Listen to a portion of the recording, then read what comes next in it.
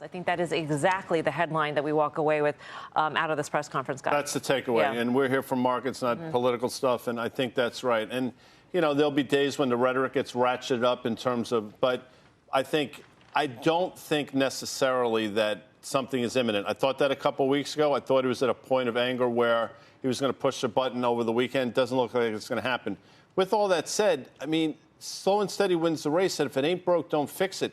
Things are fine. And that whole argument that the rest of the world is lowering rates, my grandmother used to say to me, Melissa, little guy, if everybody was jumping off little guy. That would be me. Yeah. Would you do it as well? And the answer, of course, is no. It has nothing to do with what the rest of the world is doing, which I find the fact that people don't acknowledge that to me is sort of interesting. Well, we also have the most resilient economy in the world. You know, we have unemployment near record lows, right? We have GDP that's tracking right around, pre-pandemic levels here. And if you think about what's going on in the markets, I mean, the stock market doesn't care.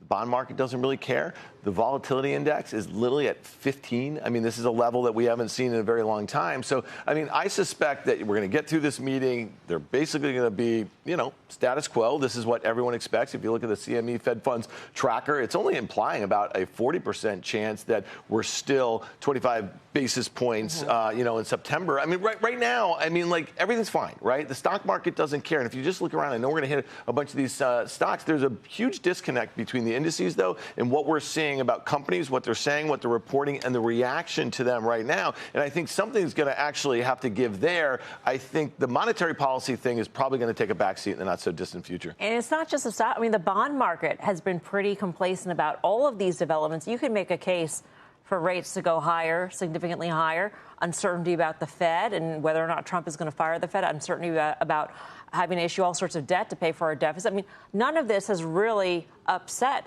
the bond market too much, Mike. Well, I mean, just take a look at what 2s and 10s did today. We saw that 2-year rates actually ticked up just a little bit more than the 10s did. It's interesting because for all of the complaining that the president is doing about rates, what is it that the White House would really like to see as far as rates are concerned? And what they'd obviously like to see is that their funding costs go down, right? So they're envious that the Biden administration was funding massive amounts of debt at, an adjusted weighted average coupon that was, less than 2%. And we're not going to go there, right? So we're not going to get 10 years back below 2%. We're the zero interest rate policy. That's dead and gone. And, there's not something all that attractive about funding everything at the short end of the curve either, which is essentially what they're trying to do. But how much are they saving? 50 basis points on $15.5 trillion of refi, which is essentially what we have to look at this year, next year, and the year after. That's only going to save you, about $75 billion in interest rate expense. So, I think Trump is happier having something to complain about and someone to point the finger at than really putting somebody else in that spot. What's it going to do, honestly? Well, that's a fair point. But at the same time, his argument and those who advocate for lower rates, their argument is, borrowing costs for everyday Americans will go lower as well, Tim. And borrowing it does seem like the Trump administration are in the 10s, though. That's what's going to matter for housing costs and things like that. It's off the 10 end. Yes. You can't force that lower by lowering that is true. the Fed. And the Fed can cut rates, and we've seen what the 10-year yield has done in the face of a 50 basis point cut, gone the opposite direction. But there is an argument to be made that the Trump administration does seem to want to desperately help the housing market. And for that, Tim, that seems to be directionally important as an investor who's potentially looking at housing plays. Except for the fact that I think the long end of the curve is not going to necessarily be impacted by what the Fed does on the short end of the curve. And we've seen this. And I mean, 420 to 450 is where we've been on this move in the 10-year over the last 3 to 6 months. I mean, it's really done almost nothing.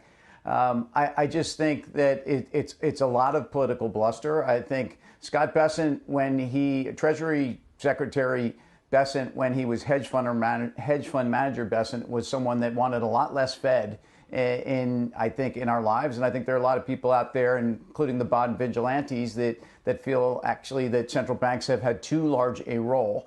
So on some level, I think Scott Bessent's been pretty consistent. I think on some level, the idea that the Fed shouldn't be overly involved in markets, I think, is something that is a fascinating conversation to have. I think it's absurd to talk about global interest rates and say the U.S. should be going lower because interest rates around the world are lower and compare us to other interest rate regimes. And that's been done on our show. It's been done out there, maybe even in Washington. I think the most important thing for markets right now is that the volatility in the bond market's been lower. And outside of, I know it's a big caveat, but that V-shaped move or the move down on Liberation Day, if you remove that, we're in an uptrend on markets that goes all the way back to November of 22 that has had some band of volatility in it, but basically has been unabated. And we're now almost 37% off those closing lows on the NASDAQ from April 8th. So markets aren't paying attention to any of this.